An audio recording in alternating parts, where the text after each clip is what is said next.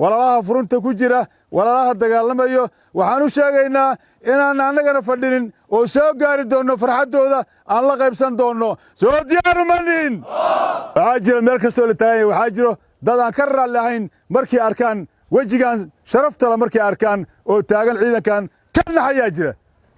haddii dadweynuhu ay ku farxaan hooyada farxda aabbihii farxo midka naxaya cadowga adigu farxad bay kuu tahay waxaan halkaan leenahay cadowgu waa jaba ciidamada xoogga dalka Soomaaliyeed meel walba ay joogaan ma seexdaan ma fariistaan arrintaas ayada waa dadaalka dalkooda iyo dadkooda waxaa jira wadada hadda taagan kaankaraha dal kaankara waxa la cudur in la gooyo ma ogiye aan biskooni iyo waji kale lahayn waddanka kaankaraha ku dhex jiro inaan sifayno oo kaankaraha ka sifayno oo dalkana diyaar oo cadawga ka bixino oo imadanada raaxaysato diyaar mawtiin waxaan hadda diyaar u nahay madaxda dalka dibka ay ku jiraan dadaalka ay ku jiraan inaan u noqono wajiga isku halaynayn soo asaas maahan walaalaha furunta ku jira walaalaha dagaalamayo waxaan u sheegaynaa inaan annagana fadhinin oo soo gaari doono farxadooda aan la qaybsan doono soo diyaar manin waxa ciidan kala dambayn leh waxa ciidan tishbiliin leh waxa ciidan markuu cadowga arko oo ka naxayo markuu arko dadweynaha iyo sharafta dadweynahana ay ku farxayaan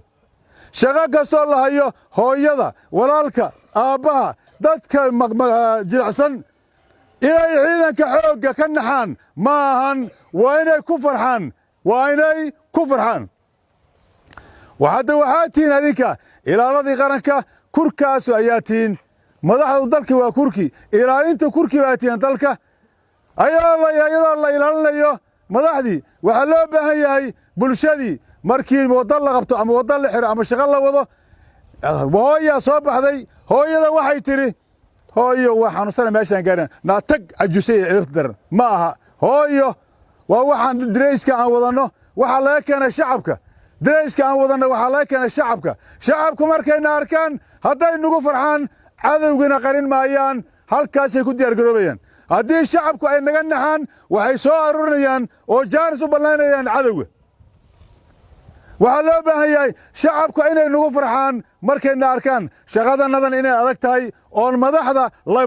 la baylihin waxaa taagan shacabkii waxaa isu soo okaysanaya cadowgii haddii shacab ama waalid ama hooyo meel istaagaan waa in si kalsooni leh oo digtooni leh loo baaro markaad baarto oo ogaato in alaabta cadowga dambiisha u soo gelin karaan xagga loo gelin karaa markaad ogaato inay saaf yihiin inaad waalidka u naxariisataan in loo naxariisto aabbayaashii waxaad ogaataan waxaan badbaadinaynaa waa dalka waxaad ogaataan inaanan noqon kuwii dalka baabiinayey waxaan waardiyaynaynaa waa shacabkanaga iyo dhiigganagii waxaad ogaataan shacabkanagu inuu naga cararin ee nagu soo cararo waxaa jira meel kastoo la taagan yahay waxaa jiro dad aan ka raalli ahayn markii arkaan wejigan sharafta la markii arkaan oo taagan ciidankan ka naxayaa jira haddii dadweynuhu ay ku farxaan hooyada farxda aabbihii farxo midka naxaya cadowga adigu farxad bay kuu tahay haddii sida loo libasan yahay unug iyo koox iyo horin tishbiliinka iyo amaamiirta la kala maqlo meel kasta oo la tago cadowga waa loo guulaysanaya waxaan ku soo gebagabaynayaa oo hadda aan leeyahay ciidankiinan meesha taagan oo dhallinyarada ah waxaa soo marteen istaakullo waxaa soo marteen howlo adag waxaa soo marteen tababar iyo tireen adag inaan kaga faa'iidaysano cadowga dadkanagana ku badbaadino annagana qarankana iyo calankana iyo sharaftana aan ku badbaadino xoogga dalka oo Soomaaliyeed oo dhanna aan magac ku yeelno soo saamaan